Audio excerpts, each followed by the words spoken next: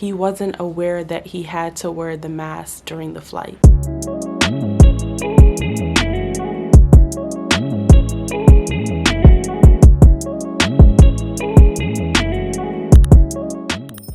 Previously on, why does it look like coffee? That is not acceptable. Don't know how I did that one, but no sir, I can't. Hey crew, welcome back to my channel for another flight attendant vlog. For those of you who are new, my name is Bridget. I'm a New York City based flight attendant for a major US carrier, and today we are going back to work.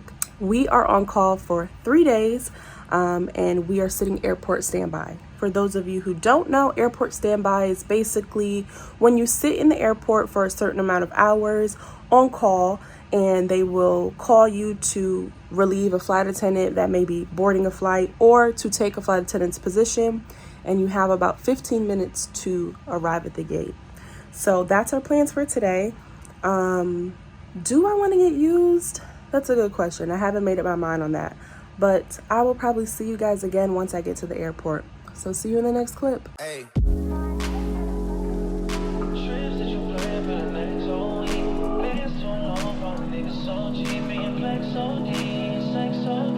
Okay, so it is currently 4:06 and I have made it to JFK. I don't think I told you guys that I had to go from LaGuardia to JFK in order to commute here from home. So my standby doesn't start until 5:15, so I have about an hour and 15 minutes. I've been here for a while. I just went and ate at a vacant gate, and then I'm going to go to our lounge. I'm pretty sure I'm going to get used for this airport standby because there's so many trips in open time that are not assigned as of yet. So I'll keep you guys updated as to where I'm going. So see you in the next clip. Hey crew, so as you can see, I am on the plane. I am going to Nice, France. It's my first time going, so I'm really excited. As you guys know, I was on airport standby and I got assigned, which I knew was coming. So yeah, I'll probably see you guys when I get there.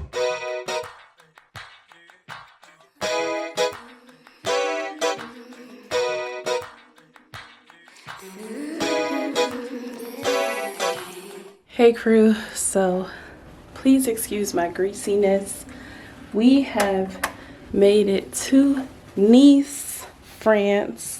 This is my first time here. I'm exhausted, but I wanted to show you guys the room before I live in it and before I take my nap before heading out onto the road. So it is currently 11:19 France time, so it is 5:19 East Coast time, and the flight time was 7 hours and 51 minutes. So yeah, let me show you the room.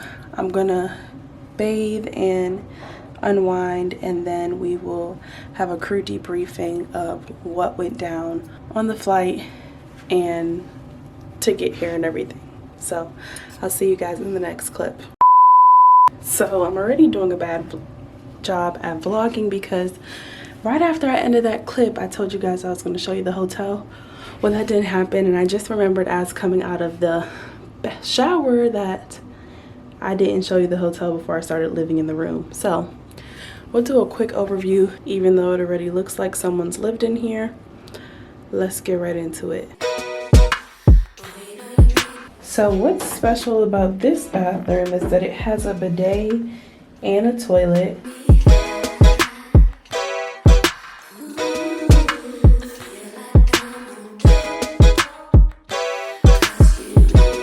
View isn't that good because the window is dirty, but hopefully you guys were able to see a little bit of that. I am going to take a nap now, so I will come back after I have napped and tell you guys how the flight is, because I am at this point delirious. So see you guys in the next clip. Hey crew, so I am obviously back with the land of the living. I have woken up from my nap. I feel so much better. It is 4:41 local time, and I am going to be heading out with a crew member to do a little bit of shopping. I was supposed to just go and explore by myself, but she invited me, so I said, why not tag along? So as promised, I am back so we could do our crew debriefing. I wrote a few things down so that I would not forget. First thing is, I think I told you guys, but it doesn't hurt to repeat. The flight time was 7 hours and 51 minutes. The passengers for the most part were very nice, no problems. Now, the only thing that I will say that was kind of bizarre that happened was we had a passenger during boarding, when he was told to put on his mask, say that he wasn't aware that he had to wear the mask during the flight or once he got on the plane. And you know what? I give him an award of, I don't know, creativity, because that's the first time I've heard that.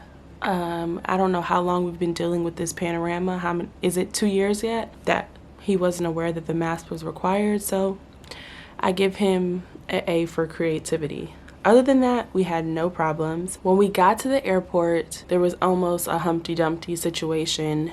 So we had to go down this escalator to go towards the Custom and Immigrations area.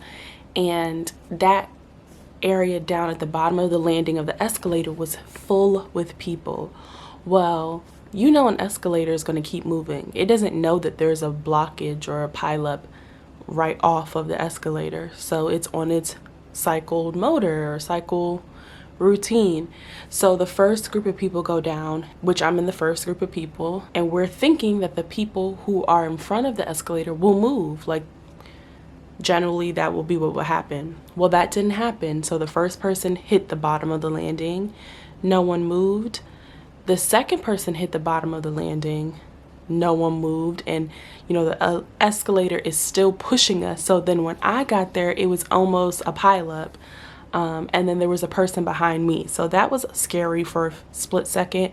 But luckily people saw what was happening and were urging people to move. So no one got hurt. This is my first time in Nice. I think I told you guys that. And there is a beach on like the coast, I guess. I'm not sure if that's the appropriate term, but I didn't go. I didn't bring a swimsuit.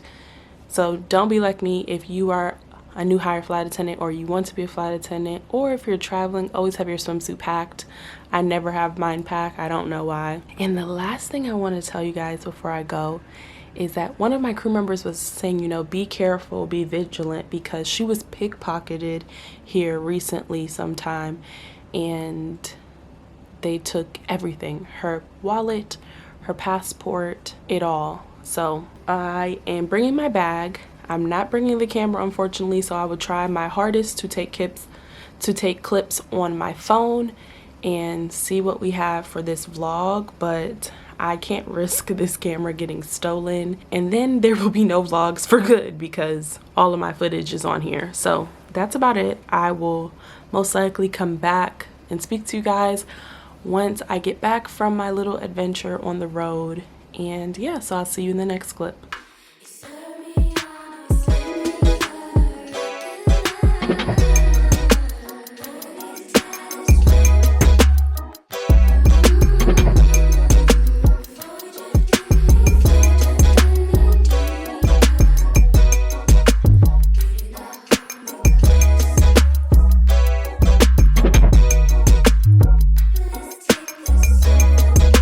Hey crew, so I am back in the hotel room.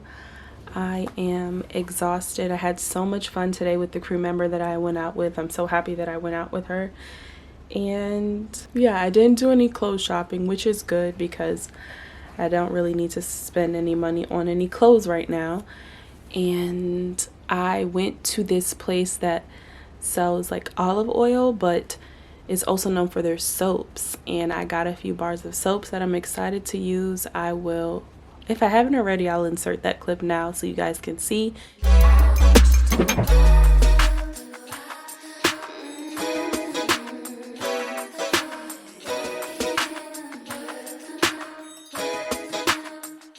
And we went and walked around. We went past the beach coast. We met up with a few other crew members, and then we sat and ate dinner, had gelato, and now I'm back here.